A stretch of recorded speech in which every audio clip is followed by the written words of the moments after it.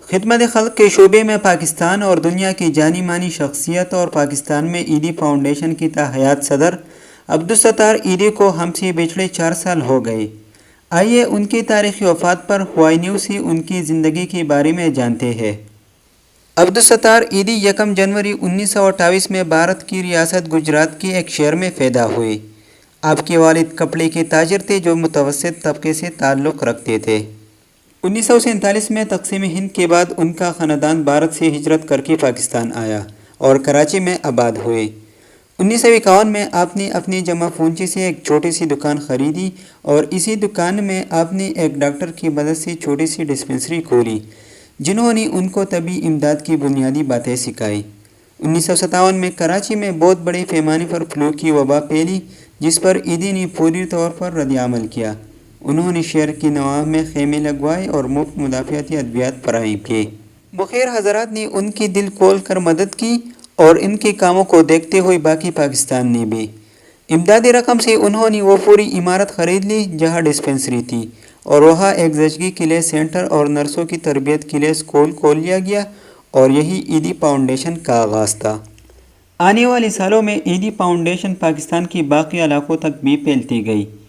Flu کی وبا کے بعد ایک کاروباری شخصیت نے ایدی کو کافی بڑی رقم کی امداد دی جس سے انہوں نے ایک ایمبولینس خریدی جس کو وہ خود چلاتے تھے۔ آج ایدی فاؤنڈیشن کے پاس 600 سے زیادہ ایمبولینسیں ہیں جو ملک کے طول و عرض میں پھیلی ہوئی ہے۔ ہسپتال اور ایمبولینس کے علاوہ ایدی فاؤنڈیشن نے کلینک، زچگی گھر، پاگل خانے، معذوروں کے لیے گھر، بلڈ بینک، یتیم خانے، لاوارث بچوں کو گود میں لینے کے مراکز، پناہ گاہیں اور اسکولیں کھولے ہیں۔ ایدی فاؤنڈیشن نے صرف پاکستان میں ہی نہیں بلکہ بین الاقوامی سطح پر بھی ترقی کی ہے۔ اسلامی دنیا میں ایدی فاؤنڈیشن ہر مصیبت اور مشکل وقت میں اہم مدد فراہم کرتی ہے۔ پاکستان کے علاوہ فاؤنڈیشن جن ممالک میں کام کر رہی ہے ان میں سے چند نام افغانستان، عراق، بوسنیا، سوڈان اور ایتھوپیا ہے۔ ایدی انٹرنیشنل فاؤنڈیشن کے قیام پر بلقیس ایدی نے کہا کہ دنیا کا امیر یا غریب ملک ہو وہاں مریض مریض ہی ہوتا ہے۔ ایمبولینس کا مقصد انسانوں کی جانیں بچانا ہے اور ہمیں اس بات کی خوشی ہوگی کہ ایدی فاؤنڈیشن کی ایمبولینسیں دنیا بھر میں انسانوں کی جان بچائے گی، خواہ وہ لندن ہو، نیو یارک ہو، ٹوکیو ہو یا دمشق ہو۔ پاکستان کے علاوہ اسلامی دنیا میں بھی ایدی نے ایک غیر خود غرض اور محترم شخص کے طور پر شہرت پائی ہے۔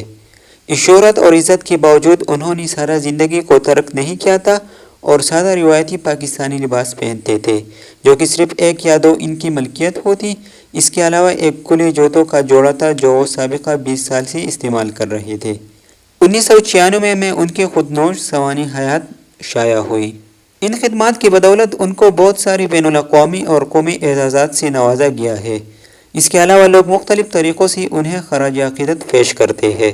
8 جولائی 2016 کو عبدالستار ایدی 88 سال کی عمر میں انتقال کر گئے۔ انہوں نے وفات سے قبل یہ وصیت کی تھی کہ ان کی دونوں آنکھیں ضرورت مندوں کو عطیہ کر دی جائے۔